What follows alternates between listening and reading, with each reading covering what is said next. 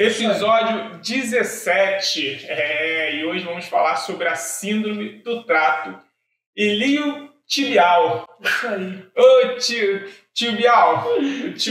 O tio Bial é cruel. A quinta série. A quinta série nunca morre. Nunca morre. Jamais. O tio Bial.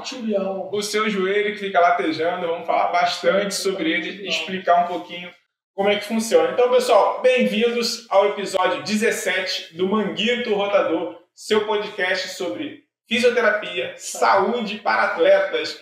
Eu sou o André Marinho, especialista em marketing e atleta amador. E no episódio de hoje vamos falar sobre síndrome do trato iliotibial, uma condição dolorosa que afeta muitos corredores e atletas. Vamos entender o que é o trato do tibial, do iliotibial, como ocorre essa síndrome e discutir estratégias e tratamentos de prevenção. Muito bom, muito bom. Então, se você está aqui, quer saber um pouquinho mais sobre essas dores que afetam o joelho, você está no lugar certo, corredor. Vem para cá que está no caminho certo. Ao meu lado sempre, o conhecedor, grande redator é meu chapa, o conhecedor Alan Faleiro. Tudo tranquilo? Tudo ótimo, André. Boa demais. Bom, para quem não me conhece, eu sou Alan Faleiro, sou fisioterapeuta, trabalho com intervenção da dor e a gente vai falar um pouquinho sobre a síndrome do trato iliotibial, que é uma das queixas mais comuns entre corredores, esportistas dinâmicos, onde os atletas precisam fazer um pouco mais de deslocamento lateral e não tem o joelho tão preparado como aquilo que a gente vem falando sempre aqui, né? Estou bem animado para discutir um pouquinho com vocês sobre essa síndrome, trazer um pouquinho da minha experiência para vocês e a explicação também.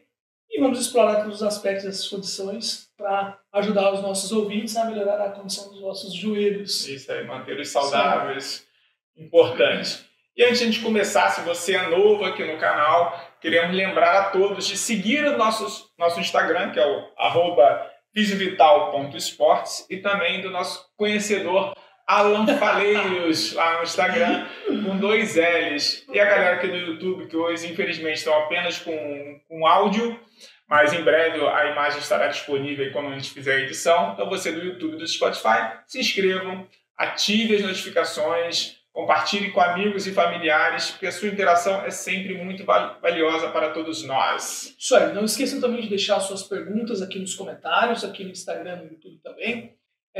A gente quer trazer, vocês trazendo as dúvidas de vocês, a gente consegue respondê-las de forma muito mais eficaz e solucionando as dúvidas de vocês, tentando ajudá-los a aproximar de uma melhor qualidade de vida, né?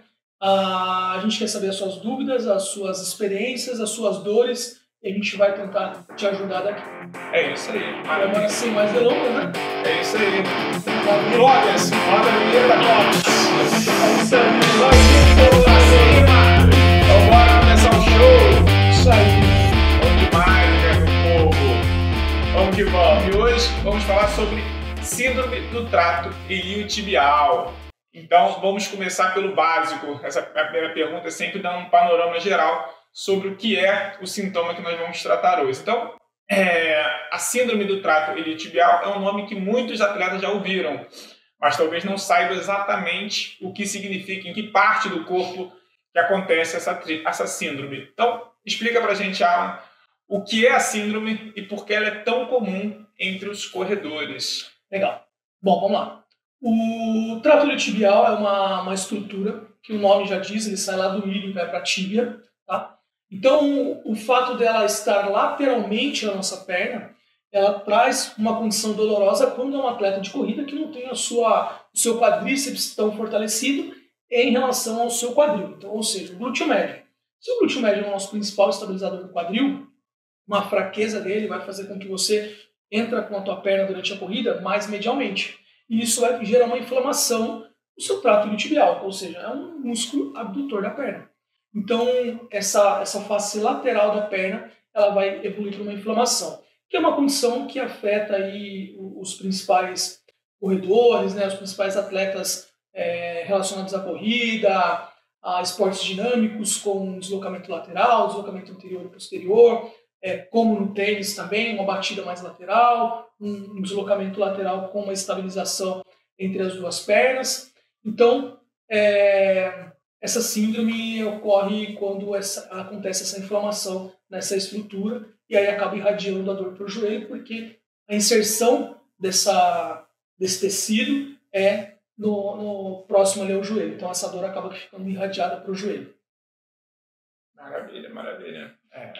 Então, vocês entenderam, ali no joelho é o problema, onde a gente vai começar a tratar. Então vamos começar a entender um pouco mais sobre isso, para a gente começar a pensar nas tratativas, nas prevenções que nós podemos fazer. Então, para quem está começando a correr, que é uma dor provavelmente comum, né? A pessoa às vezes está com sobrepeso, está correndo de forma errada, não está fazendo a sua periodização do treino, você está ali querendo, né? Que a gente já fez um podcast aqui sobre corrida, que é um esporte que muitos começam a praticar, um esporte simples de ser feito, barato, né? E às vezes você faz de forma equivocada. Então, ou se você já corre, né? Tem alguma experiência, já corre há algum tempo, identificar os sintomas da síndrome do trato iliotibial é crucial para o tratamento precoce, para a gente começar a tratar esse sintoma, essa dor. Então, quais são os sinais mais comuns que indicam essa condição? Cara, uma dor na face lateral do joelho. Lembra que eu falei da origem da inserção do músculo? Ou seja, a inserção desse tecido, ela fica muito próximo do joelho. Então, uma inflamação nessa região vai gerar uma dor na articulação mais próxima, ou seja, no joelho. Pode irradiar para o quadril também, se a sua afecção principal começa lá no quadril, se o seu distúrbio começa lá no quadril. Olha, Eduardo, forte abraço, hein? Está esperando você também aqui, hein? O Edu. E aí, isso pode trazer uma crepitação do seu joelho, ou seja, aquele estalido, aquela sensação de rangido, né? A gente coloca a mão sobre a articulação e movimenta o joelho. Quando a gente movimenta, sente uma crepitação, uma sensação de ranger ali, tá? Essa sensibilidade também no trato iliotibial. Como ele fica mais abaixo do vasto lateral, quando a gente vai palpando, a gente aperta um pouco ele um pouco mais forte e essa dor, ela tende a irradiar. Além de onde eu estou apertando, ele vai irradiar para o joelho. Então, esse paciente vai trazer para a gente uma dor irradiada para o joelho e aí a gente caracteriza aí como uma síndrome do trato iliotibial.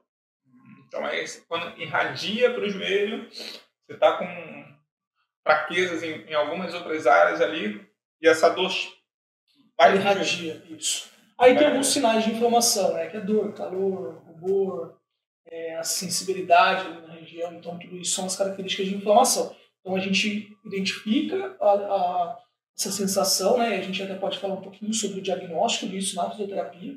Chegaremos lá. Mas de forma mais palpável, né? Porque a gente pode usar, hoje a fisioterapia pode fazer utilização de fazer um pedido de um exame, de uma ressonância, alguma coisa assim, mas de forma mais rápida, né? O paciente chegou ali, a gente vai pedir um exame para ele vai demorar para vir esse exame e tudo mais. Então, a gente tem alguns testes de funções que a gente consegue identificar as lesões. O legal da fisioterapia, que eu sempre falo nas minhas aulas, é que a gente aprende a ter olhos nas mãos. Então, a gente vai palpando aquela região, vai analisando o nosso paciente e vai identificando ali as principais lesões dele. E a gente consegue tratar de forma muito eficaz, a partir de uma avaliação muito bem feita. E a avaliação é o começo de tudo, pelo que você sempre explica pra gente, né? É o princípio. Desde a hora que a pessoa entra no consultório, se movimentar o oi, já está sendo avaliado. Pois é. Então, fiquem espertos. Beleza. Então, se alguém está sentindo esses sintomas, que ele explicou aqui, né? Está com alguma dor, está sentindo a área tá quente e outros, como ele explicou aqui, qual é o passo seguinte? Qual é o próximo passo se a pessoa conseguiu fazer essa primeira avaliação? Como é feito o diagnóstico, né, da síndrome do trato iliotibial e quais são os exames que podem ser necessários? Você contou já alguma coisa aqui, mas o que mais a gente pode fazer sobre isso?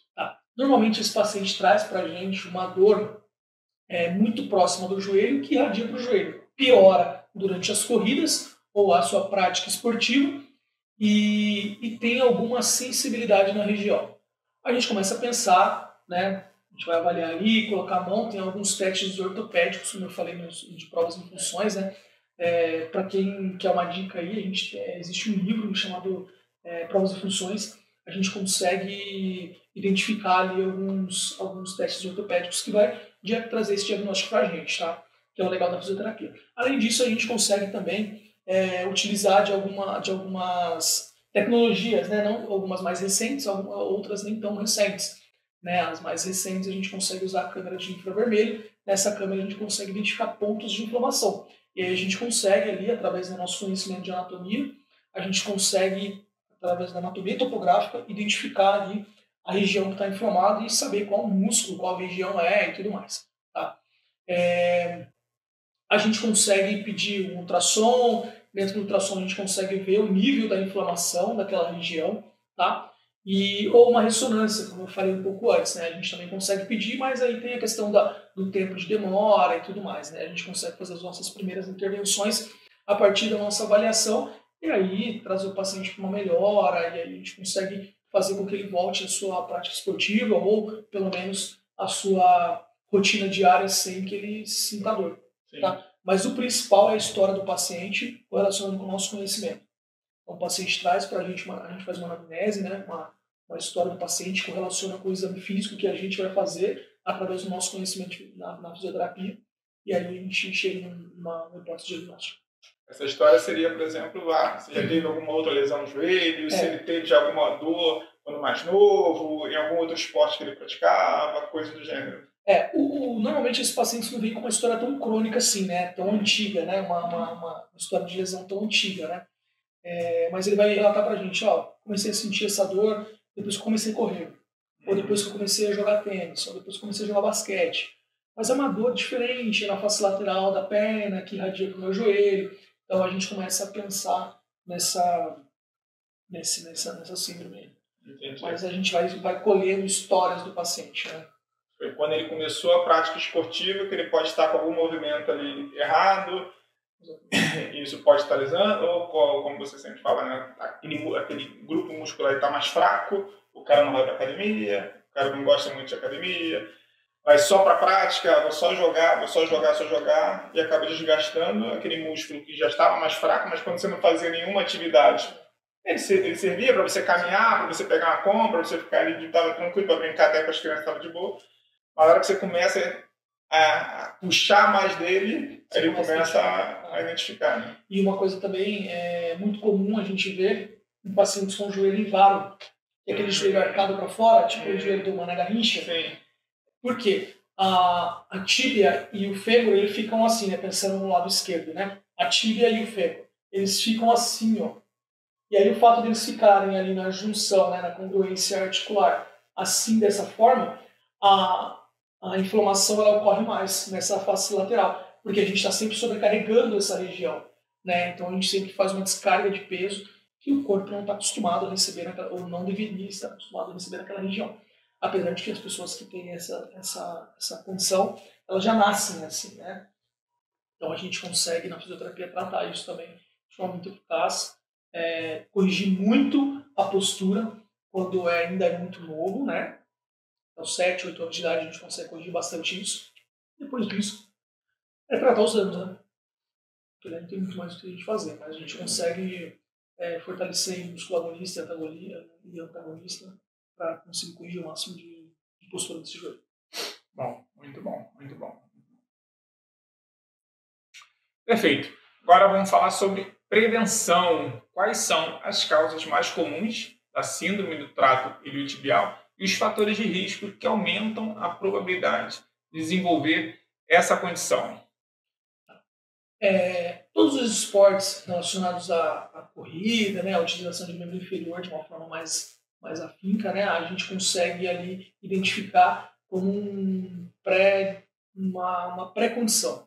Então, movimentos repetitivos, uma flexo-extensão do joelho muito repetitiva e muito exacerbada por muito tempo, aquela evolução, lembra que a gente falou na periodização de treino, aquela evolução de forma errônea, né? Eu quero evoluir na minha corrida, eu quero ficar bom rápido e tal. Então você não periodiza direito o seu treino, então você sobrecarrega essa articulação sem ter uma progressão pequena, né, de treino a treino. Então isso vai fazer com que haja uma sobrecarga muscular, articular, e aí o paciente pode evoluir com dor e as disfunções não só do trato iliotibial, mas outras relacionadas à articulação também, tá? Superfície de corrida, né? Quando a gente fala de periodizar o treino, acaba englobando isso também. Porque a gente vai periodizar o treino, a gente não vai colocar esse atleta para correr numa pista dura todos os dias, um treino longo. Né? Um dia ele vai fazer um treino de fartlek, né? Aquele treino de tiro e retorna para uma velocidade mais curta, treino de tiro de novo uma velocidade mais curta, um HIIT, aí eu tenho o treino de longa, né? O treino longo, o treino com uma cadência diferente, mas uma frequência cardíaca que atinge ali um match, dependendo do que a gente quer, o objetivo, né? E da periodização também. Então a gente vai colocando esse atleta em situações diferentes para não sobrecarregar as estruturas dele dentro daquele esporte que ele pratica. Então, por isso que a gente pega esse tanto do pé sobre o aumento, né, a progressão da atividade de forma controlada. A gente sai querendo correr, já os 5 km, no dia seguinte corre de novo, no dia seguinte corre de novo, a cara não fortalece, ou não faz, de repente, treinos específicos para o que ele quer. Não. No caso da corrida, você pode dar hits, você pode fazer um treino mais longo, lento, um treino mais rápido, você vai mesclando, fazendo, como você fala, né, a periodização desse treino, para evitar esse tipo de coisa, não é fazer sempre o mesmo treino, né? Porque o pessoal, quando corre, o cara, vou só correr. Então o cara corre naquela mesma distância, melhorando o pace, vou melhorar o pace de ontem, você acaba estressando. Né? É o famoso Forrest Gump, né? Corre, corre, só corre. Ele não tem uma orientação, ele não tem um objetivo, ele não tem uma periodização, não tem nada, ele só corre. Só coloca o tênis e sai correndo. Aí fica propenso aí às lesões, não só do trato tibial, como eu falei, mas as outras também, né? O desgaste físico, e aí não é nada benéfico. Não é saudável. Tem que estar fazendo esse treino. Até vejo, de vez em quando, tem um pessoal que bota o treino no antebraço, né? Escreve, então depois eu tenho que fazer 10 de, sei lá, tiros de tanto, depois eu tenho que fazer aqui, depois eu tenho que fazer mais um treino mais, finalizo com um treino mais longo, ou não, eu tenho que fazer 5 minutos de corrida e vou fazer 2 de intervalo caminhando, ou um trote mais lento, e depois vou intercalando. Então você vai intercalando tipos de treino para você ganhar esse aumento, no caso da carga, seria se conseguir mais quilômetros, com um tempo, com um pace melhor, né? Isso, entre carga e intensidade, a gente tem que ter um equilíbrio, né? Senão esse atleta vai fazer lesões. Vai lesionar, porque o cara faz só um tipo, realmente não é o ideal. Tem que saber mesclar isso. Tem dia que você acorda mais cansado, tem dia que você acorda um pouco melhor, dormiu melhor, se alimentou melhor. Tudo isso também vai influenciar na predisposição dele de ter alguma lesão, né? Com certeza. E aí a gente fica feliz porque tem paciente no consultório, mas em contrapartida o atleta não evolui, né? A gente não quer que você fique lesionado, né? Então, exato. Por isso é bom uma orientação, a gente sempre fala, né? De prevenir é sempre melhor do que tratar. Né? Tratar a lesão em si, né? Então, bem melhor que tenha um acompanhamento, um direcionamento, né? Estabelecer algumas métricas, né? Durante o seu treino, os seus objetivos, as expectativas do atleta e as expectativas reais que a gente consegue ali evoluir. Então, precisa ter esse acompanhamento e essa orientação. Importante. Muito importante. Entender, dentro disso tudo, entender a biomecânica por trás da síndrome do trato iliotibial pode ajudar na prevenção e no tratamento. Então, fala pra gente, explica um pouquinho como os movimentos repetitivos e a sobrecarga afetam o trato do iliotibial, meu querido. Isso. Como eu falei lá no começo, né, uma fraqueza do glúteo médio, eu identifico como uma das principais fatores aí, né, para evoluir, relacionado à biomecânica e aos sinais dessa lesão. Porque um glúteo médio fraco, ele vai sempre não vai conseguir estabilizar esse quadril, né, em relação à perna. Então, toda vez que você for correr, tua perna vai cruzar medialmente. E ela cruzando medialmente, vai ter sempre um atrito ali do trato iliotibial em relação ao epicôndilo lateral do fêmur. Então, esse atrito vai sempre gerar uma inflamação. Uma hora vai lesionar, começa com uma dorzinha, daqui a pouco está aumentando essa dor, porque talvez essa periodização desse treino não está tão ideal. Então, esse movimento repetitivo relacionado à intensidade de sobrecarga vai fazer com que inflame essa região e aí o trato iliotibial vai evoluindo para as lesões e os quadros álgicos, né, os quadros dolorosos. Então, essa fraqueza do glúteo médio em relação aos adutores, vai fazer com que você tenha uma predisposição maior justamente pelo movimento da sua perna e a sobrecarga nessa face lateral da perna para evoluir para os atritos do trato iliotibial em relação ao fêmur. Entendi. Então tem que ter um bumbum forte. Para quem corre, bumbum sarado é a melhor dica do mundo, né? Tem que ter. Tem que ter. A gente sempre... E aí um grande erro que eu identifico nisso também é a galera querer corrigir isso com palmilha, com tênis, né? É legal você utilizar de dispositivos, né? Como é o caso da corrida do tênis. Só que quando a gente tem uma disfunção, você tem que corrigir a disfunção, porque senão você vai sobrecarregar outra articulação. Se minha perna está correndo sempre lateral e eu vou colocar um tênis para corrigir isso, como que eu vou ter que colocar esse tênis? Para fazer isso? Ou para fazer isso? Se eu colocar ele para fazer isso, eu vou jogar sempre mais. Se eu colocar ele para fazer isso, minha perna vai rodar para dentro. Então, isso vai evoluir para outras lesões, né? Então, eu preciso... o atleta, né, o indivíduo, ele precisa passar por uma avaliação e a partir dali a gente define, ó, a gente precisa fortalecer isso, porque isso está fraco, aquilo está forte, a gente precisa equilibrar essas forças para que você não se lesione, né?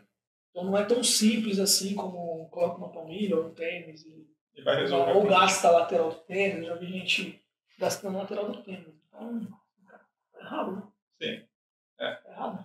Não está tratando o problema, está tentando resolver da forma mais simples, mas que no futuro vai te dar um trabalho muito pior. Vai resolver um problema, você vai ter que resolver alguns.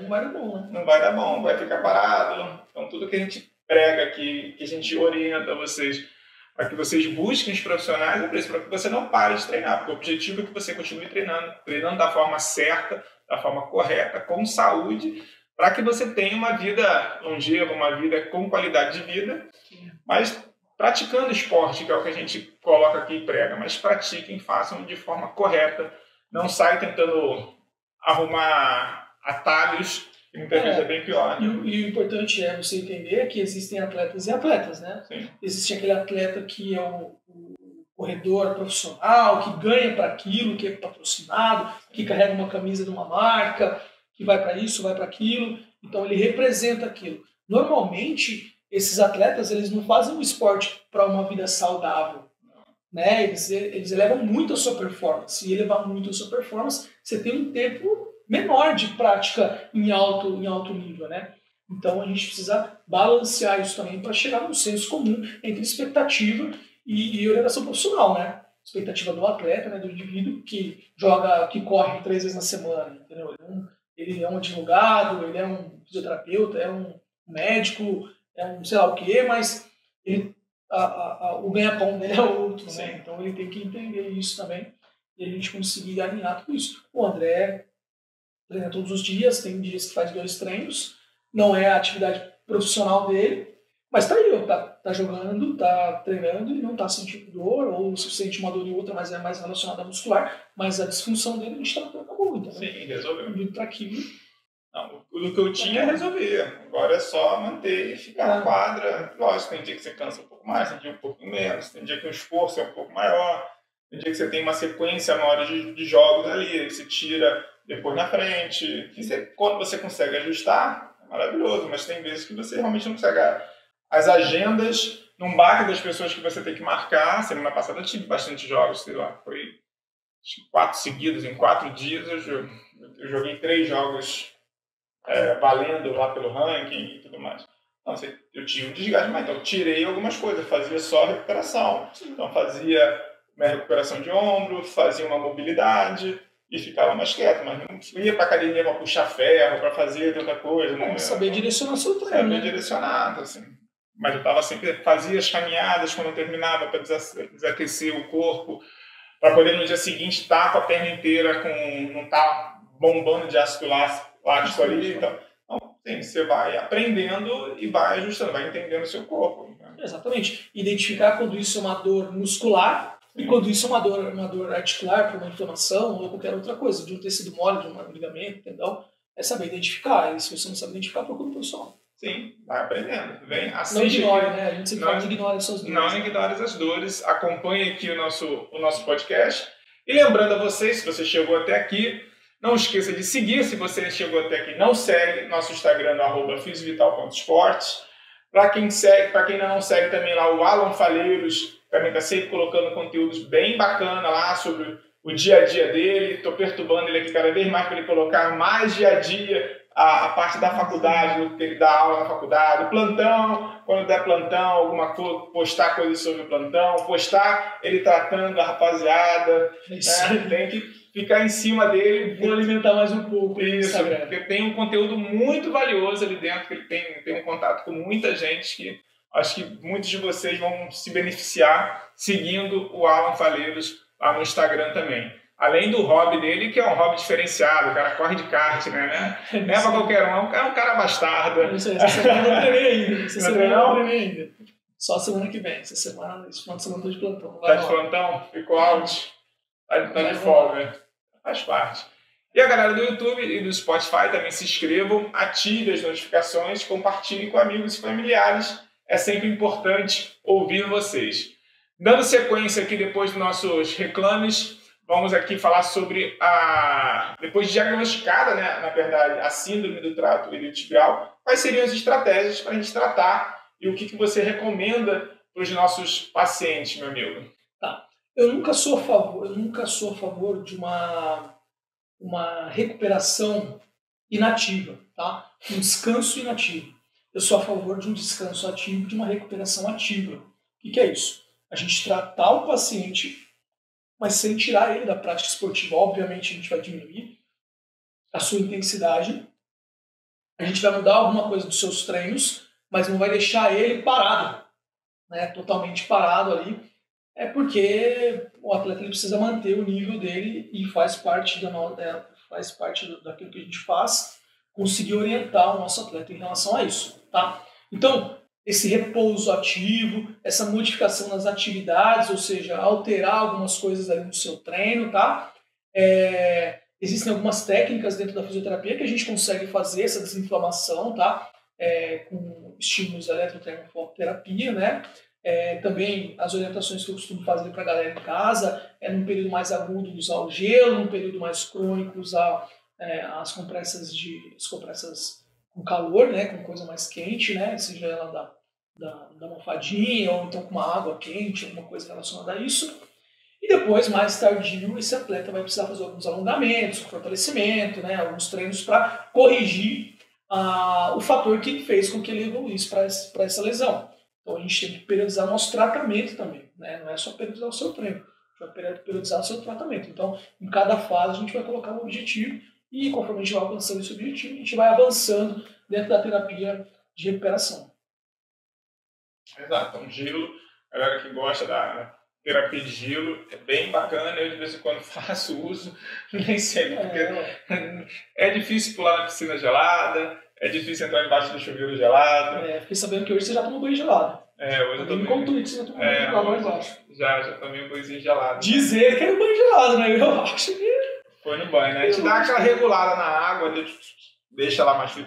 A gente começa com a água mais quente e finaliza com a água um pouco mais gelada. Você vai acostumando, né? Vai adaptando o nosso corpo. Exatamente. A gente tende a ter uma condição, isso em todas as esferas da nossa vida, a gente tende a sempre pender para o lado do comodismo, né? Do conforto. E isso é um instinto do nosso cérebro, né? E quando a gente faz esse tipo de estímulo, né? A galera dos 5 da manhã, do banho gelado...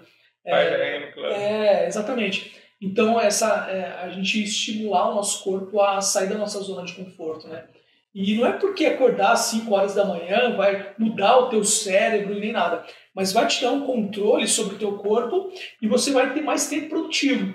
A gente tende a ser mais produtivo quando a gente está com a cabeça mais vazia, né? Quando você não se programou ainda para o teu dia, né? Colocou a tua programação inicial do trabalho às 7 horas da manhã, você acordou às 5, você tem 2 horas para ser produtivo para você, né?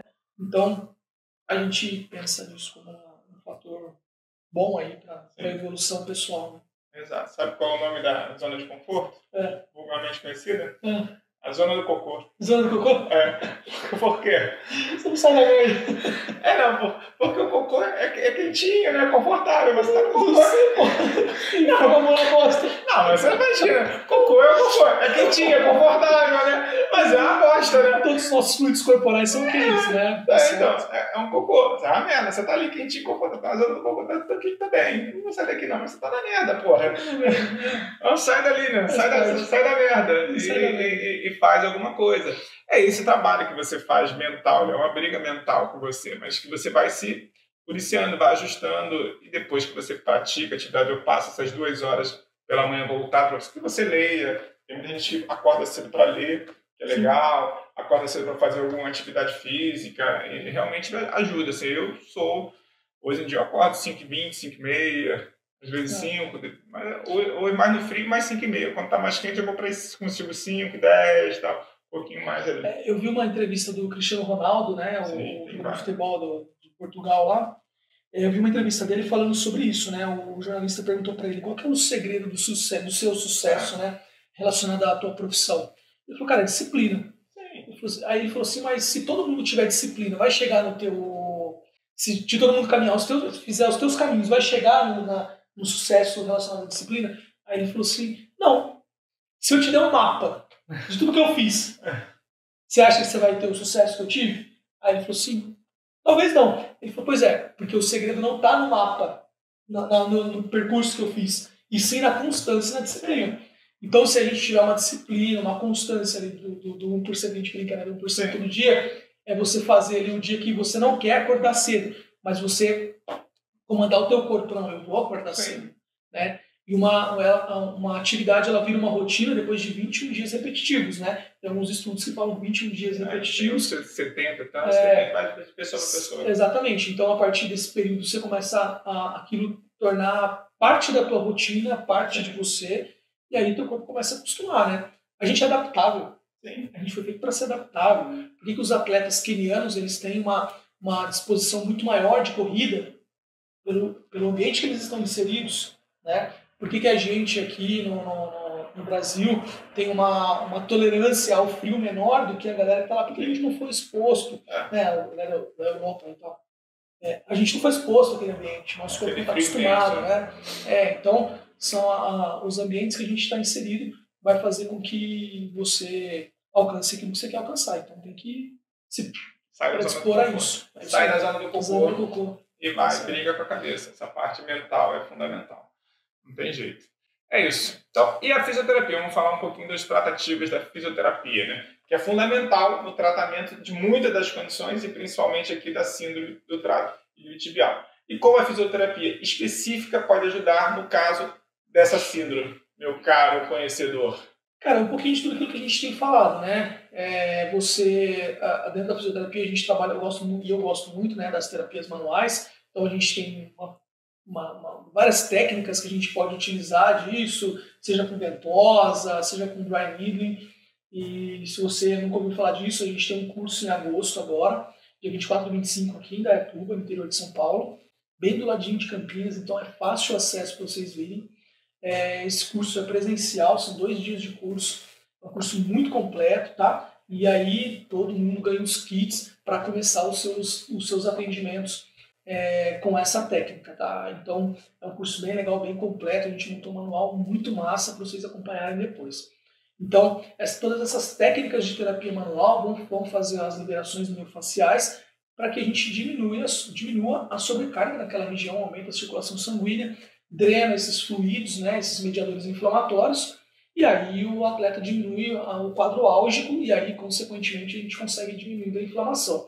Além disso, a gente tem ainda as técnicas de laser, né, para reparação tecidual, de ultrassom terapêutico, o próprio TENS, né, com uma eletroestimulação transcutânea, a gente consegue fazer isso também, as técnicas de PNE e tudo mais. É bem legal, a gente consegue. E aí, futuramente, a gente precisa tratar, a gente tratou a dor, né, a gente tratou o quadro principal, né, do início, depois a gente precisa tratar a causa, né, precisa tratar a causa. Então, se a gente não tratar a causa, esse atleta vai voltar a dor, né, vai voltar a inflamação. Então, a gente precisa começar esse tratamento, ter um olhar lá na frente também, né? E é uma coisa diferente, né? Não estou dizendo que você não tem que tomar remédio, tá? Mas uma coisa diferente do remédio. Se você tomar um anti-inflamatório, você vai desinflamar. Vai reduzir seu quadro doloroso, vai. Mas a hora que você voltar a comer, você vai inflamar de novo. Você vai voltar para o remédio. Então é importante também ter essa visão de não só tratar ali o sintoma, né? A sintomatologia clínica do paciente, mas tratar também a causa. Senão você vai evoluir para os quadros álgicos de novo, vai interromper seus treinos e tudo mais. Não, perfeito, é isso que ele sempre tem comentado aqui, porque tratar a dor é a hora que você está no limite ali do problema. Você vai, trata, resolve o problema, passa essa primeira etapa, que é a dor.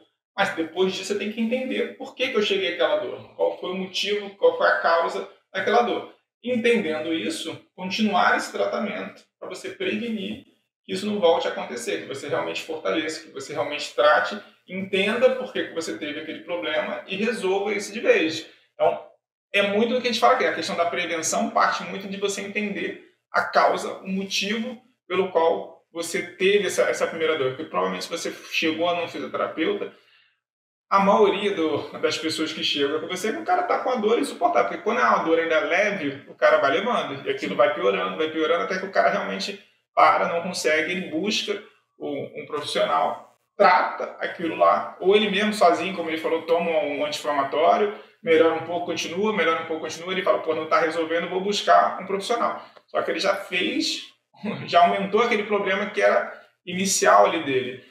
Depois disso, ele trata aquela dor, resolve aquele problema e entende a causa para não voltar a ter mais. E mantenha, sempre que possível, mantenha de forma regular o acompanhamento com o fisioterapeuta para que você não volte a ter mais problemas e tudo mais. Então, é importante você seguir nessa tratativa, nessa prevenção de lesões futuras. Principalmente o atleta amador, o cara que está sempre em constante evolução no seu esporte, querendo melhorar. É fundamental ter esses profissionais próximos, professor de educação física, ali, um personal, um nutricionista, um fisioterapeuta, um psicólogo e assim por diante, montar uma equipe multidisciplinar para que você seja atendido, não como um profissional, mas também tenha algum suporte. Né? Ajuda. É importante ter essa visão, né, da prevenção, né, que a gente sempre pega no pé. Né? Sua rotina diária não vai mudar, você vai continuar na sua rotina diária, você vai continuar fazendo o seu esporte, vai continuar cuidando dos seus filhos, tendo seus momentos de lazer. Agora, com dor, com machucado, tudo fica mais difícil, né? E aí, o tempo de tratamento é um pouco maior, tudo isso tem que ser levado em consideração. Perfeito, exatamente. Vamos falar um pouquinho mais sobre a prevenção, né? Então, quais seriam exercícios recomendados para prevenir o pessoal que está ouvindo aqui, que está com alguma dor na síndrome do trato iliotibial, especialmente pensando em corredores, em ciclistas que têm esse movimento repetitivo, né, que pode causar esse sintoma. Cara, você falou uma coisa muito interessante no ciclismo, né? É muito comum no ciclismo também acontecer isso, nem tanto pela fraqueza do glúteo médio, mas pela fraqueza dos abdutores em relação aos adutores, o músculo agonista e o antagonista. Então, se os adutores, né, os músculos que fecham a perna, que aduz a perna. Então, esses músculos fortes ou encurtados, eles vão trazer o seu joelho para dentro. Então, os seus abdutores, são os músculos que abrem a perna, né, que abduz a perna, eles não dão conta de segurar, fazer esse contraponto de força para trazer o seu joelho lateralmente. Então, sempre que você vai pedalar, sua perna entra, sua perna entra, sua perna entra. Então, isso também pode levar ao quadro doloroso aí, ou a síndrome do trato tibial. Tá? Treino de força, né, um fortalecimento específico para aqueles músculos que estão lesionados ou que estão fracos, né, principalmente os que vão estabilizar o seu joelho e o quadril, né, como a gente falou. Então, para isso, esse indivíduo tem que passar por uma avaliação física, um fisioterapeuta, que vai dizer quais são os músculos fracos, os músculos fortes. Tem algumas técnicas que a gente usa para isso, tá? Desde de tecnologias mesmo, né? Através da eletromiografia, ou então dos testes de força, né? Na cadeira cinética e tudo mais, a gente consegue identificar isso como um músculo fraco ou um músculo forte. Tá? As práticas do aquecimento, né? Antes das atividades, né? A gente começa a aumentar mandar os sinais para o corpo de que a gente vai fazer uma atividade de alta intensidade, né? Então a gente não chega daquela pancada no corpo, né? A gente vai evoluindo gradativamente e a sua performance durante aquela atividade vai ser muito melhor. Os alongamentos, então se a gente tem um músculo encurtado, a gente precisa alongar esse músculo, senão a gente vai evoluir para uma das funções biomecânicas. Então a gente precisa ter um olhar para isso também no treino. E a progressão gradual dos treinos, ou seja, periodizar o seu treino. Então a gente vai colocar Hoje um treino de força, amanhã um treino de alongamento, um treino de mobilidade e por aí vai. Isso, fundamental, perfeito. Esse é o caminho, meus amigos. Então, entendam os exercícios que vocês têm que fazer, onde você tem que fazer. Então, o ciclismo também é uma questão que é muito repetitivo e o cara também pode gerar, assim, não só corredores, mas ciclistas também fiquem atentos, porque são fatores de risco comum. Então, vamos aqui agora à escolha do calçado, que pode fazer uma grande diferença, né? Não é acho que como a gente falou, você não vai tratar a questão só com tênis, mas pode ser um grande aliado, tanto para o ciclista, né, aquelas sapatilhas, talvez, como ele pedala, e principalmente o tênis, que tem um impacto direto com o solo. Então, qual a importância de escolher calçados adequados para prevenir a síndrome do trato iliotibial? Fala um pouquinho para os ciclistas, para a galera que pedala, da sapatilha. O ciclismo não é tão relacionado à sapatilha, mas sim ao bike fit, né? Ao seu posicionamento ali em relação à bike, né? Colocar ele mais funcional possível para você. Então, as alavancas de força, os eixos, né, de força também articular relacionado aos eixos movimentados da bike. Então, tem toda uma adaptação na sua bike. Seu tronco é maior do que... Não existe uma bike feita para... uma bike que você compra na loja é diferente daquilo que você adaptou para você. Então, talvez a mesa do guidão da bike ela precisa ser um pouco mais avançada, um pouco mais recuado pela distância dos seus braços, pelo seu tronco. Então, tudo isso tem a ver, tá? Você consegue fazer esses ajustes? Consegue fazer todos esses ajustes. Você compra a bicicleta e depois você consegue ir ajustando. Isso. Até aquele rapaz que a gente falou hoje, né, de manhã da loja lá, ele tem um software exclusivo para fazer bike fit. Então, uma vez na semana, vem um cara daquele próximo, que é um profissional, para fazer esse bike fit. Então, você pode agendar lá e ele vai te falar, se você precisar aumentar um pouco a tua mesa, você precisa colocar um pouco mais de peso aqui na tua bike, e por aí vai, de acordo com a questão da perna. A distância da perna. Você tem que terminar com ela esticada ou um pouco flexionada? Cara, você tem que ter um mínimo do grau de flexão do joelho. Porque você não pode deixar a tua perna tão alongada assim. Porque se ela estiver tão alongada, você deixa de ser funcional à disposição de energia muscular. Então, se você coloca a tua perna muito alongada, vai chegar uma hora que teu músculo, as partes distais do músculo vão estar mais enfraquecidas, porque a gente tem menos fibras musculares lá. Você vai começar a compensar com o teu quadril. Então, você começa a pedalar jogando assim, rebolando. Então, isso daí vai indo pra lesão, né, cara? Não tem como. Além do que, tem alguns estudos também mais antigos e utilizou-se até o caso do Lance Armstrong, antes de identificar que ele usava EPO, né, para se beneficiar de uma performance muscular. A prostite, né, você faz uma inflamação na próstata muito recorrente por conta da bike. Então, esse atrito ali que você vai ficar fazendo o tempo inteiro na bike, porque não é um sofá aquilo dali, né? Não é confortável. Aquilo dali, as bikes mais de competição, aquilo dali é uma placa de carbono. Então, não tem amortecimento nenhum.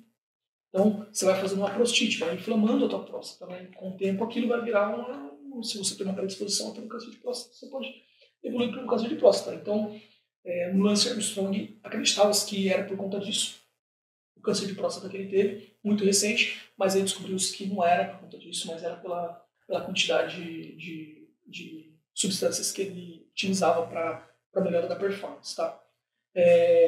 Então, relacionado à bike é isso. A corrida. Existem alguns tênis com a pisada pronada, com a pisada supinada, com a pisada neutra. Para corrida, eu identifico com a melhor tênis para você é aquele tênis mais confortável, mais estável para o teu gesto esportivo, para a tua biomecânica da corrida, do que um tênis pronado ou supinado. Tá? Se tua pisada está pronada, a gente precisa corrigir isso na fisioterapia. O tênis ele vai ser um auxiliador, ele é um dispositivo. Então, um tênis estável, não estou dizendo que é aquele tênis duro, mas também não é aquele tênis molengo, ele tem que ter uma melhor distribuição de energia. Então, se você tem um tênis confortável para você, aquele vai ser seu tênis de corrida. E aí tem os tênis que vão te auxiliar melhor numa corrida prolongada e aqueles tênis que vão te auxiliar numa corrida mais curta, né? E aí ele vai te devolver a mesma energia que você depositar nele e tudo mais. E aí entra os tênis de carbono e tudo mais. Interessante. E logo tem novidade. Ah, é? Temos novidades? É os tênis que é aqueles tênis da Roca? São os tênis. Eu gosto muito dos tênis da Roca. Porque a Roca antigamente era uma linha meio que paralela de corrida, né? A galera usava muito, era muito de marca, né? Nike, Adidas, e Olímpicos, Fila, New Balance, os próprios da ASICS também, né? Uns tênis muito bons. Mas os tênis da Roca eles foram feitos especificamente para corrida, né? Então ele partiu de pesquisas, de testes e tudo mais. Então, esses tênis eles são muito específicos para a corrida, né? Não é um tênis para você colocar para você ir passear, para você ir no shopping, nada. É um tênis, obviamente você pode usar para isso, mas é um tênis adaptado para a corrida. Então ele foi feito especificamente para aquilo. Tem todo um estudo em cima daquilo, do solado, do cabeamento do tênis e tudo mais. Então, é um tênis muito bom. Interessante. A história da Nike começou assim, a Nike começou o tênis para a corrida, era específico para atletismo e tudo mais. Depois virou o que virou, mas no início, né, era só para o pessoal da corrida, do atletismo, né? Exatamente. Depois foi porque o dono, o cara lá, o Phil, né? Ele era corredor, de tiro de distância. Tem um filme sobre, muito bom o filme da Nike. Muito bom. Da Nike é bem Fala até do símbolo, né, da Nike. Show, algo super barato. Por $10, né? Para um estudante de design, alguma coisa assim. Uma mulher. Era uma mulher, não lembrava. Essa não lembrava. Muito bom, muito bom. E para finalizar, vamos resumir tudo o que discutimos, quais são as principais dicas práticas, né? E que o nosso ouvinte pode adotar para prevenir a síndrome do trato iliotibial. Faz aquele resumão e as dicas aí finais, meu querido. Identificar a sua dor, né? Se a sua dor de fato é relacionada a um desgaste muscular, né? Pelo seu treino, um cansaço muscular, ou você está vindo de uma lesão. Se ele está evoluindo para uma lesão, você precisa corrigir. Então você precisa procurar um profissional.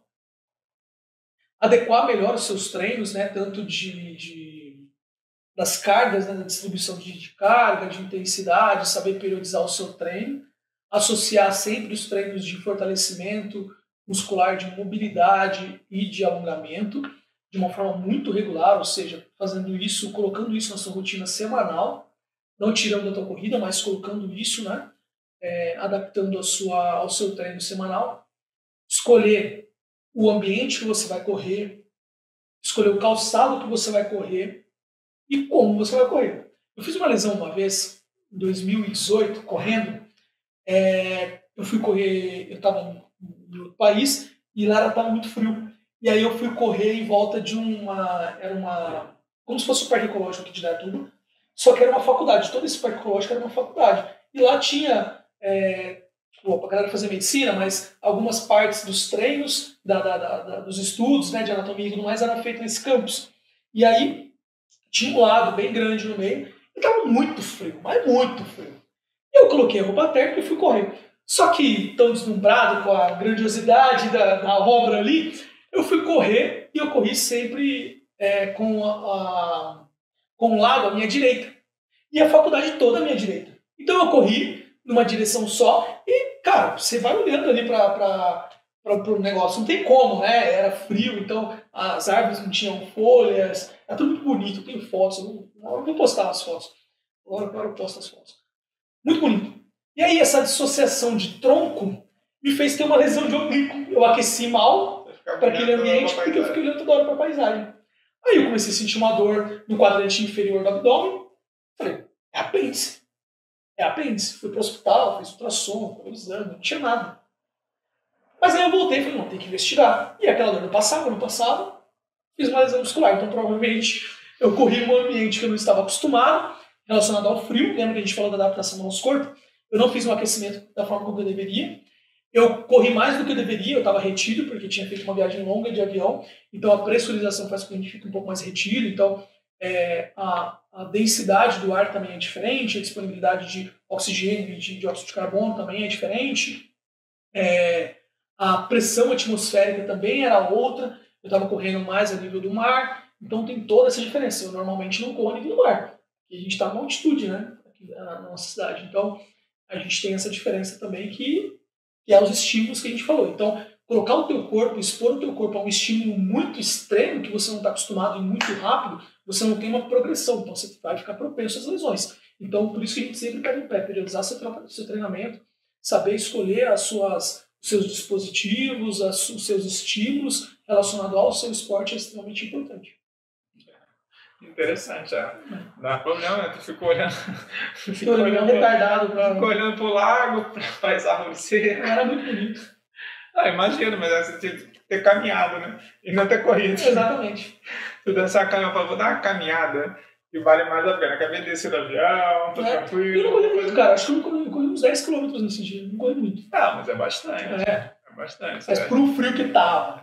E você vai viajar, você só come, né? Sim. Queria comer tudo que tava diferente. Então, relacionei aí só comida. Você sai da sua rotina. Então, é difícil treinar em viagem, né? A não ser que você vá para um resort, para algum lugar. Mas em cidades, assim, dificilmente. Eu sempre vou com o intuito, mas dificilmente eu consigo. Porque não sobra tempo. Você tá o tempo todo passeando, vendo coisa. Você vê, não tem como treinar. Eu fiz uma outra viagem também, que eu fui correr na praia. E também, nunca tinha corrido na praia, uma corrida de longa distância, nunca tinha corrido na praia. E aí, cara, só vou, né? Eu fui, não me preparei direito. Não me preparei para aquela corrida direito, né? A gente não fez o estímulo do sol, né? A gente já falou disso aqui no específico de corrida, no podcast específico de corrida. E eu desidratei demais. Quando eu voltei, eu fiz a corrida, deu acho que 12K, voltei, e em vez de hidratar bonitinho, né, repor os eletrólitos e tudo mais, rebentei de tomar só água, e adivinha? Comi um pastel. Delícia. Não deu 2 horas, estava passando mal. Desidratei, não sei se eu fiz um ravioli lá no local, mas desidratei demais, e comi pastel, né? Então tive um dia de conforto depois. Que beleza, hein? Dia de rei. Que delícia. Então era um estímulo que eu não estava acostumado a fazer. Uma coisa que eu não estava acostumado a fazer, era um estímulo que eu não me preparei para aquilo. Só fui. Não dá. Tem que vai aprendendo. Eu falo assim, só corre. Você vai aprendendo. Vai ficando mais velho com os cabelinhos brancos, assim, com a barba branca, vai aprendendo. Bigode branco, ó. O bigode branco. Vai aprendendo. Daqui a pouco vai ter que arrancar esse bigode, ficar com o bigode todo branco. Não, vai ficar tudo branco. Vai deixar brancão? Não, lógico, cara. Vou assumir a idade, né? Vai assumir a idade? Homem grisalho, eu fico charmosão, né, cara? Charmoso? Quando você tinha 45, era... Quando eu tinha 45, era charmoso. Não tinha essas coisas. Menino charmoso, Isso aí, vai ficar legal, pô. Eu não consigo ficar de barba, né? Nunca. A Ju também não gosta e eu também não me adapto, não. Dá muito trabalho isso aí. Ficar aparando esse jardim aí, ajeita pra cá, ajeita pra lá. Por semana tem que dar uma tratada. Não gosto não. Mas eu tinha a grandona, cara. Minha barba era grandona, era 4 dedos assim pra baixo. Assim. Nossa, tem muita coisa. Barbudão, cara. Aí todo mundo começou a deixar a barba, aí eu parei. Aí tirou. Aí eu tirei. Deixou baixinha. Acho que um bom tempo com barbão. Olha só. Barba grande assim.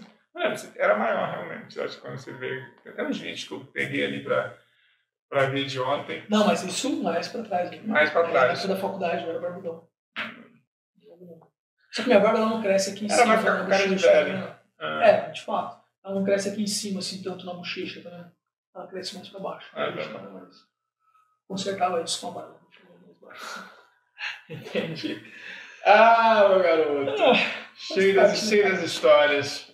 Faz parte. É isso, meus amigos. Chegamos ao fim de mais um episódio do Manguito Rodador, episódio número 17. Agradecemos a todos que nos acompanharam. E mais uma vez, nosso conhecedor Alan, obrigado por compartilhar os seus conhecimentos sobre fisioterapia, corridas, pastel e afins. Viagens. Dicas de viagens. É isso aí.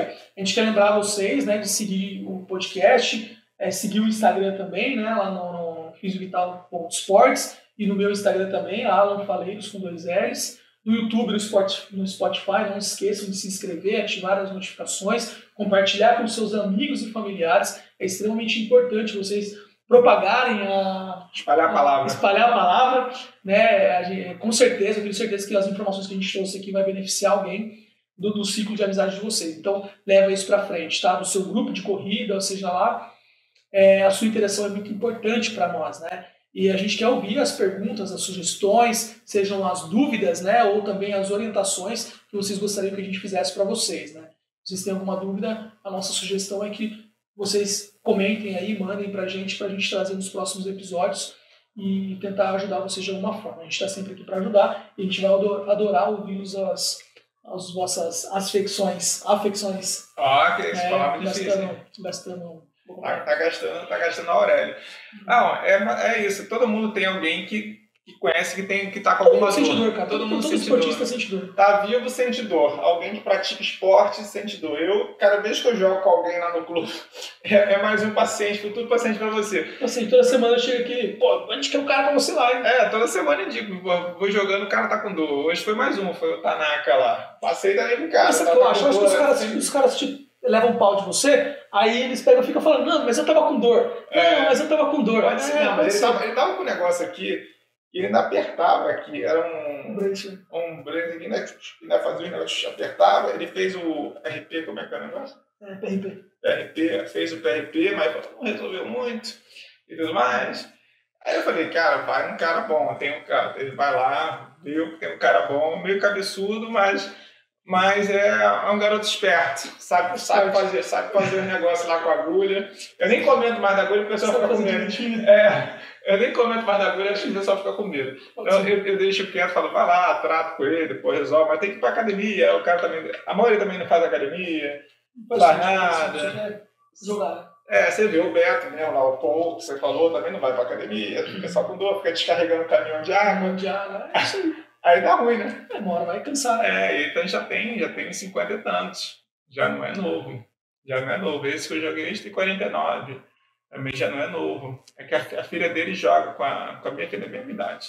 Tem 12 anos. Aí treinam juntos. Aí tava lá esses dias, eu falei, pô, vamos bater a bola. Ele tinha me chamado, não rolou, e dessa vez rolou. Consegui marcar com ele. Bom, ele joga bem. Cansa. Porque tá sem preparo, mas sabe jogar. Foi um jogo bom lá com o seu Tanaka. É isso, meus queridos. Obrigado por nos acompanharem até aqui. Fiquem bem, mantenham-se ativos. E até a próxima sexta, até o nosso próximo episódio do Manguito Rotador. Isso aí, até a próxima. Continue cuidando de si e não ignorem as suas dores, tá? Procurem a gente que a gente vai tentar orientá-los. Nos vemos em breve. Até a próxima. É isso, é isso, pessoal. Manda as mensagens boas. Você tá com dor, tá com dúvida. É o momento. Manda pra gente no nosso inbox, aqui pra mim, lá pro Alan, que a gente vai ter um prazer de responder vocês, de ajudar. Pode ser um tema que a gente possa trazer, temas novos, temas diferentes que a gente possa trazer aqui. Então, vale a pena. Em breve também a gente vai trazer convidados. Então, estaremos também com convidados aqui para abrilhantar ainda mais os nossos trabalhos, nossos shows aqui. Mas podem trazer dúvidas e falar sobre